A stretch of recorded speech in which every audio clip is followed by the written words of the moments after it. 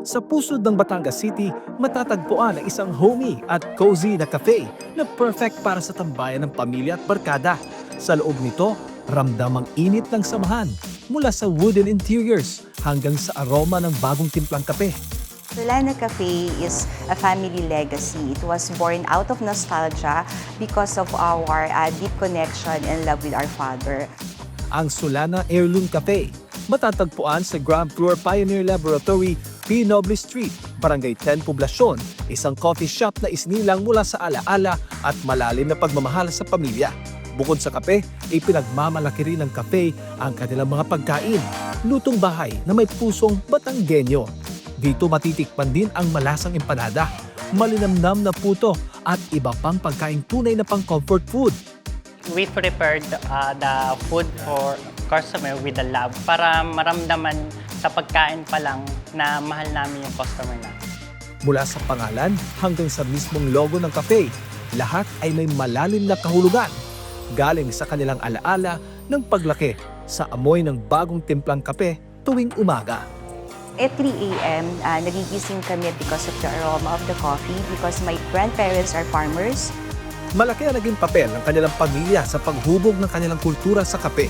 Isang simpleng takure ang sumisimbolo sa kanilang buhay noon, kung saan ang kape ay hindi lang inumin, kundi bahagi ng pang-araw-araw na sakripisyo ng kanilang pamilya. There's the takore. We call it takore. In the morning, we would see our grandparents and my father preparing the coffee for us. And this one, my lolo is a barangay captain for so many years. Dahil mahirap lang kami, walang pampakain. During those times, ang pwede mo lang ibigay is coffee. Ngunit ang Solana Heirloom Cafe ay hindi lang tungkol sa kape. Ito rin ay tungkol sa pagtulong sa iba. Sa ilalim ng kanilang malasakit cup advocacy, 5 piso sa bawat tasang ibinebenta ay otomatikong napupunta sa kawang-gawa. There is the single coffee cup that was taken in my house. And because of that, we came into our malasakit advocacy that for every cup of coffee, we donate 5 pesos automatically to charity. Sa loob ng 2 taon, patuloy ang kanilang charity program at sa hinaharap, nais nilang magbigay ng scholarship para sa mga batang gustong maging barista o makapagtapos ng pag-aaral. In the future, our plan is to have scholars para yung mga aspiring baristas, aspiring na makagraduate through the help of the 5 peso for every cup.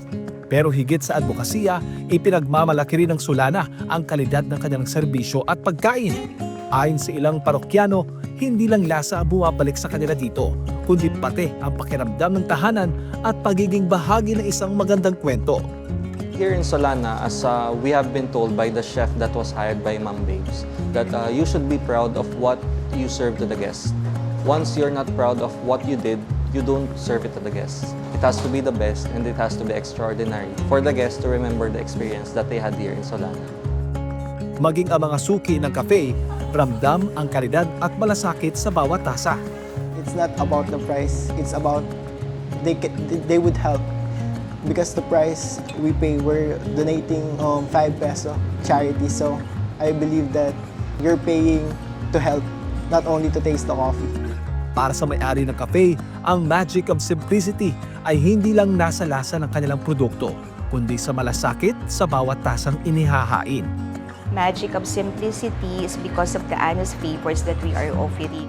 At sa bawat paghigop ng kape mula sa Solana Heirloom Cafe, hindi lang nostalgia ang mararamdaman, kundi ang tunay na lasa ng pamana at pusong handang magbahagi.